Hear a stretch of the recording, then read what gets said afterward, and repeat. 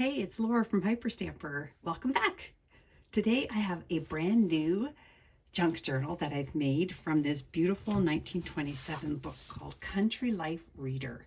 Look at this wonderful image. A little boy on the farm with his cow.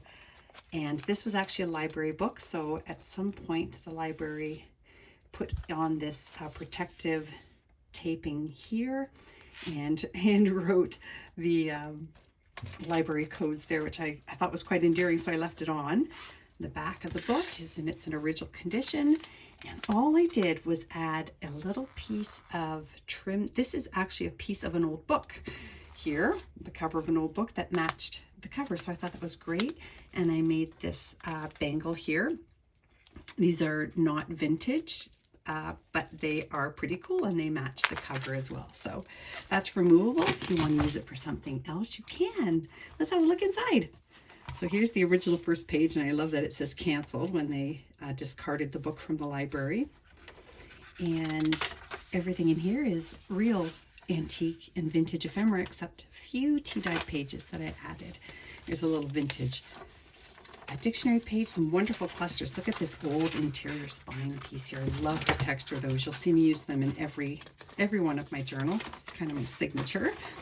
And this wonderful 1950s magazine page. Look at these women. Aren't these spectacular?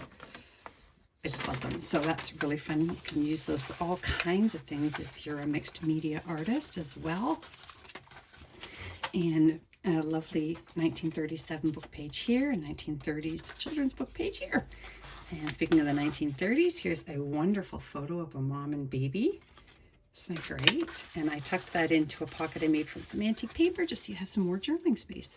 Wonderful poems here from an early 1900s book, California Troubadour.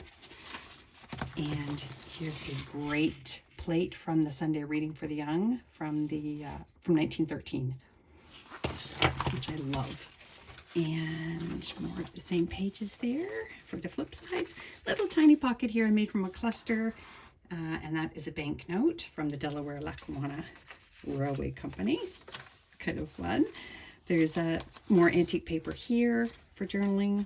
Instead of just looking at the text, I try to use as much space as I can to give you extra journaling spots. 1950s sewing book page here. And look at this great old check. Isn't that wonderful? I love it. And that is from the 1950s. I love the pink color on there. Tuck that in here. And a 1938 Paris, France Almanac page here from Juillet. Isn't that great? So you'll have a lot of fun reading through that if you can Google translate it. It's from World War II, so it has a lot of really interesting things in there. And then because this was a farm cover, I added this little vintage children's book page, put a little antique page here from the 20s on the back, and some 1950 receipt paper in here for you to journal on. Isn't that great? So I thought that was a fun little addition to theme it up. This is one of my favorite postcards. Actually, it's called The Seven Sisters Rocks, and it is from 1905. Is that great? It's beautiful. I love it. Little man in the canoe there. And then a 1923 hymn page here. And I just loved the title, Oh Happy Day and Sweet By and By. And I put another piece of vintage paper on the back from a book for you to journal on. And plus it's very brittle. This is a great page from the Beacon Lodge roll call book here from, I'll find out the date on the flip side of that. Brock's milk receipt from 1953. Look how wonderful that is. I love it. Have fun with that. And that's made in a pocket from a 1930s children's book page, The Little Rabbit Story. And this is the cover of the 1947 Theater Arts magazine. It is awesome. I didn't do anything to it. I left it alone just because it's so beautiful. And that's the flip side of that. And there is the first page of that magazine to go with it. I thought they should live together. And 1957 is that Beacon Lodge page. All the great names on there and the different committees. So fun. I just pulled that from a magazine, Dream Your Dream. I love it, from the 50s. Vintage music sheet here, another sewing page. just a little journaling envelope I made. The pretty little bangle here on that paper clip. Vintage map, antique map there of North America. And I made this little booklet here. It's actually a notepad. So I got a little notepad and I covered it with a 1958 magazine image and made the pocket out of a vintage doily. Whew, there's a lot in this book, isn't there? Another children's book page, vintage recipe sheet, another one of these Sunday Reading for the Young plates here. I love it. Children playing. And this is kind of cool. I made this pocket out of an antique music sheet, but this is a page out of a Mark Twain book. That's his little letter there. And on the flip side, I used some antique paper to make double pocket. So I've got a canasta score sheet there, vintage.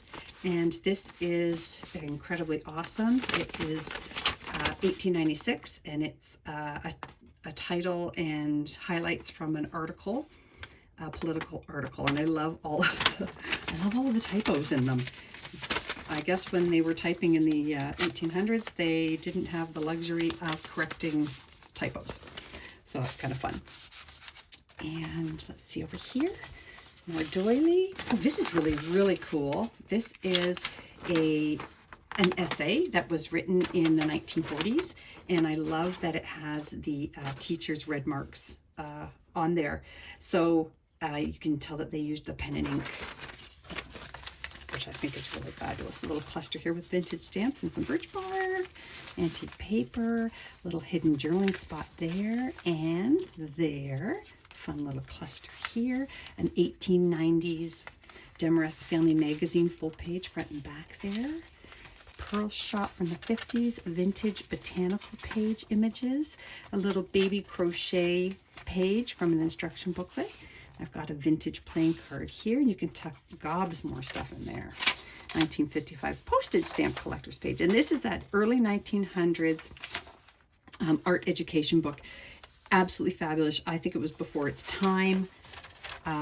This I put on Etsy, the cover of that book, and it sold within seconds. It was just gorgeous.